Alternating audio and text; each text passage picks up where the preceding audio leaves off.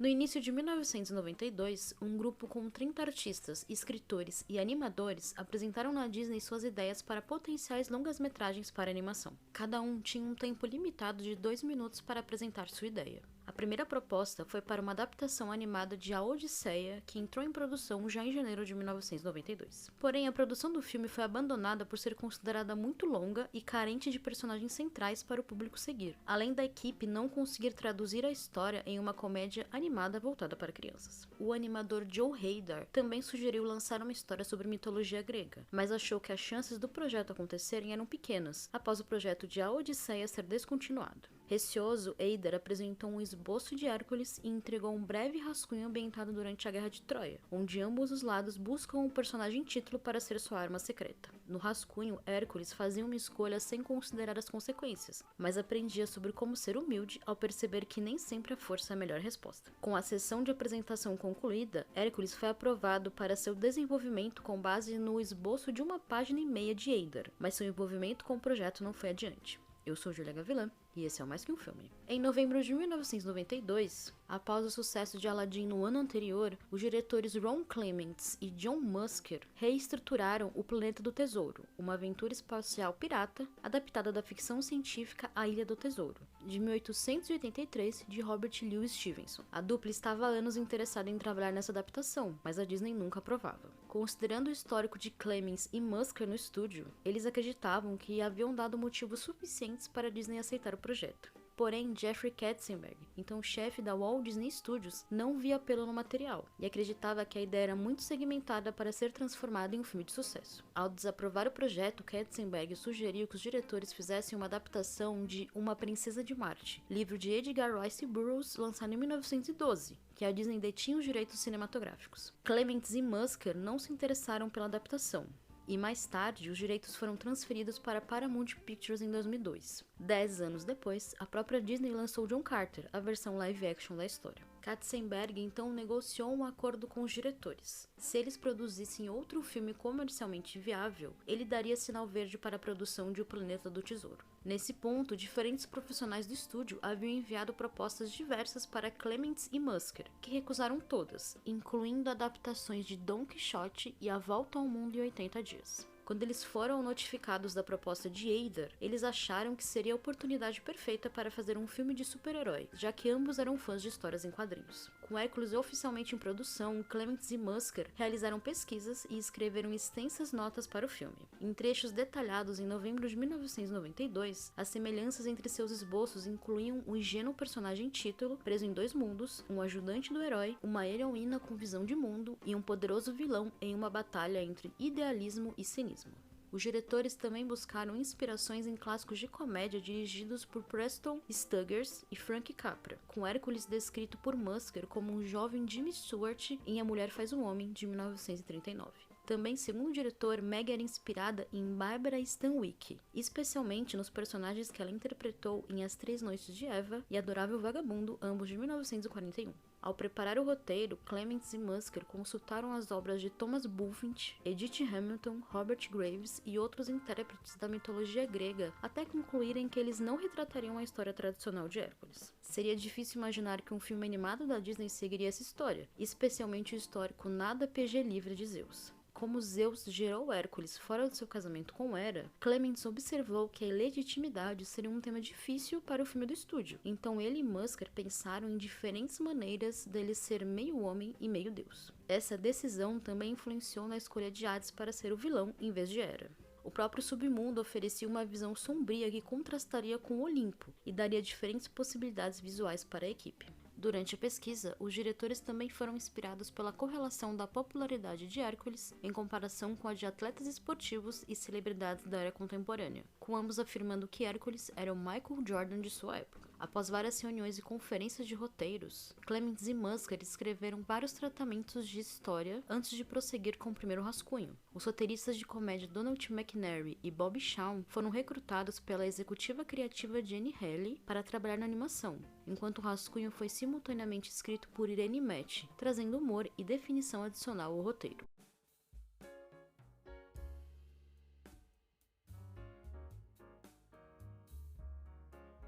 Donny Osmond fez o teste inicial para dublar o personagem título, mas foi rejeitado porque a voz foi considerada grave demais. Mais tarde, Osmond conseguiu um papel como cantor em Mulan, lançado em 1998. Enquanto escreviam o papel de Philoctetes, Musker e Clements imaginaram Danny DeVito para o papel, mas o ator recusou fazer um teste. Então a produção chamou Ed Asner, Ernest Borgnine e Dick Latessa para fazer um teste. Após a audição de Red Buttons, ele saiu dizendo que sabia que eles dariam o papel para DeVito. Pouco tempo depois, os diretores e a produtora Alice Delway abordaram DeVito em um almoço durante as filmagens de Matilda, lançada em 1996. Enquanto comiam um macarrão, DeVito assinou o contrato para o papel. Para cada longa-metragem de animação da Disney desde A Bela e a Fera, lançado em 1991, Susan Egan fez o teste para um papel. A atriz até conseguiu o papel de Bella na produção da Broadway. Após saber sobre Hércules, Egan buscou ativamente o papel de Megara, embora tenha revelado que Alan Menken inicialmente impediu a atriz de participar. Segundo o compositor, a personagem feminina de Hércules deveria ser uma espertinha cínica, muito diferente da doce, inocente e bela. Em algum ponto, Menken acabou cedendo e permitiu que Egan fizesse o teste para o papel de Meg. 9 meses após o teste dela, os resultados da animação de teste foram sincronizados com a audição de Egan, que ganhou o papel. Durante a produção, a personagem ganhou originalmente uma balada intitulada I Can't Believe My Heart, mas Ken Duncan, o supervisor de animação de Meg, apontou que a música não combinava com ela. Menken e David Zippel então compuseram I Won't Say I'm in Love para a personagem.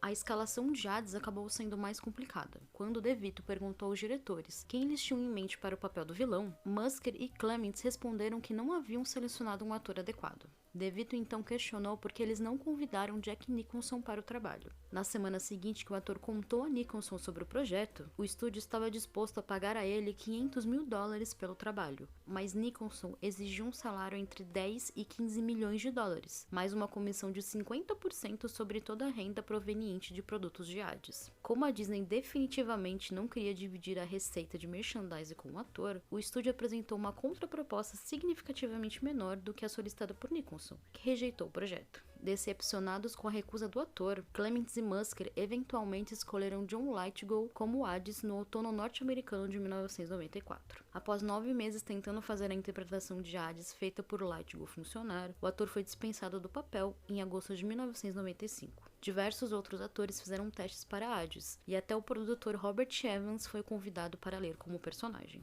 Quando os diretores convidaram James Woods para fazer um teste, todos ficaram surpresos com a interpretação e ele foi contratado em outubro de 1995. O papel do capanga de Hades, chamado na versão brasileira de Agonia, foi escrito para Bobcat Goldthwait em mente, embora o ator tenha confessado que ainda teve que fazer um teste para o papel, apesar de interpretar a si mesmo. As ilustrações do cartunista britânico Gerard Scarfe para a capa da revista Time com os Beatles influenciaram Clements e Musker ao convidarem para visitar os estúdios Disney em 1993, após perceberem que seu estilo artístico era semelhante à pintura de vasos gregos. Na época, o cartunista estava trabalhando em uma adaptação da ópera em 2 atos A Flauta Mágica de Mozart.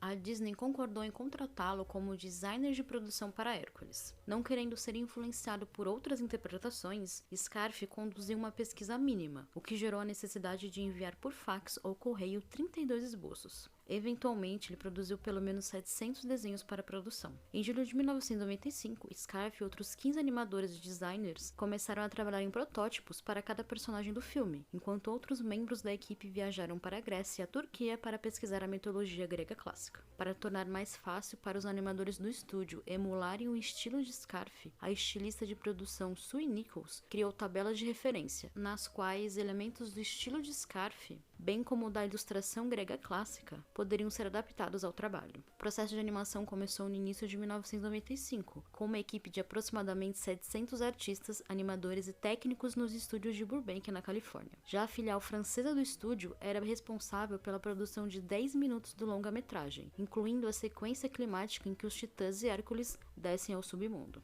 O supervisor-chefe da animação, Andreas Derra, comentou que sua equipe de Hércules era a maior com a qual ele trabalhou até aquele momento, já que nos longas-metragens A Bela e a Fera de 1991, Aladdin de 1992 e Rei Leão de 1994, ele teve 4 colaboradores em cada equipe para projetar Gaston, Jafar e Scar, respectivamente. Em Hércules, ele estava acompanhado por cerca de 12 funcionários de produção. Como Derra havia criado 3 antagonistas, os diretores lhe ofereceram Hades primeiro, mas ele preferiu assumir o personagem título. Segundo o próprio animador, ele sabia que seria mais difícil e desafiador, então ele precisava ter essa experiência no repertório. Derra descreveu o personagem apenas como um garoto ingênuo preso em um corpo grande. A contratação de Tate Donovan como Hércules também ajudou no desenvolvimento da animação do personagem, porque, segundo Derra, o ator tinha um charme encantador, porém inocente em suas interpretações. Curiosamente, Donovan não tinha nenhum trabalho de voz antes de Hércules. Josh Keaton forneceu a voz do personagem quando adolescente, enquanto Roger Bart forneceu sua voz para as canções. Originalmente, Keaton também forneceu voz para canto, mas essas partes foram regravadas por Bart. Randy Haycock atuou como supervisor de animação de Hércules quando bebê e adolescente.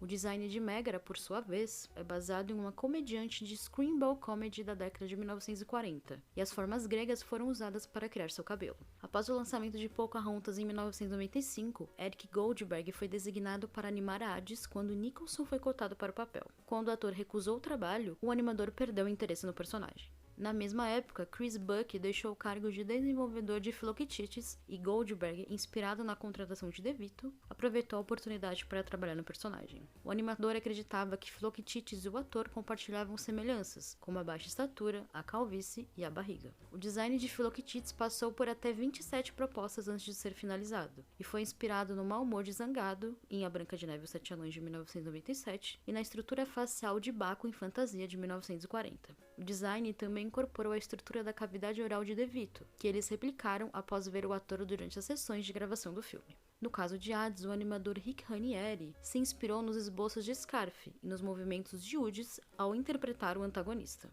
Enquanto Ranieri desenhava o corpo dele à mão, ele precisou colaborar com uma equipe de efeitos especiais para animar o cabelo. Segundo o animador, o personagem é baseado em um agente de Hollywood, um tipo de vendedor de carros, que fala muito e muito rápido, o que significa que cada cena de 1 segundo levou mais de 2 semanas para ser animada. Os esboços preliminares de Scarfe para a Hydra já incluíam as presas e os pescoços serpentinos antes de o estúdio decidir delegar o design à equipe de animação por computador de Roger Gould. A Hydra foi esculpida em um modelo de argila, cujas dimensões foram digitalizadas como um modelo de estrutura de arame pelo qual o monstro foi animado. No início da produção, os cineastas decidiram que a Hydra teria 30 cabeças, então uma cabeça principal foi criada e o computador poderia multiplicar as cabeças na escala desejada. No total, 13 animadores e diretores técnicos passaram quase meio ano produzindo a sequência da batalha de 4 minutos da Hydra.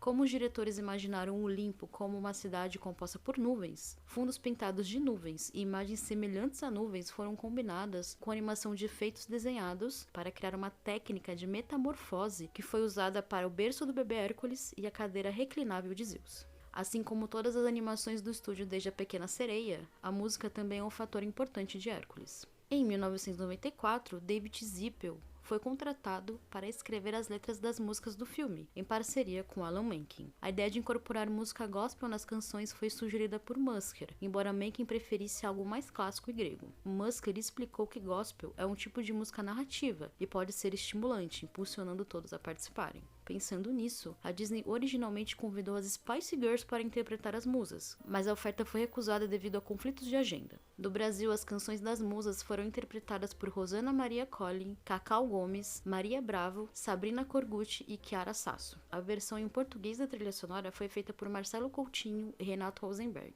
Para a versão single de Go the Distance, Michael Bolton foi escolhido pessoalmente por Menken para gravar a música, na qual a Columbia Pictures pagou um valor não revelado ao Walt Disney Records pelos direitos da trilha sonora. A versão brasileira de Go the Distance é cantada por Ricky Martin, que também fez uma versão em espanhol para a canção. Indicada ao Oscar de melhor canção original, o filme acabou perdendo para My Heart Will Go On, o mega hit de Celine Dion composto para Titanic.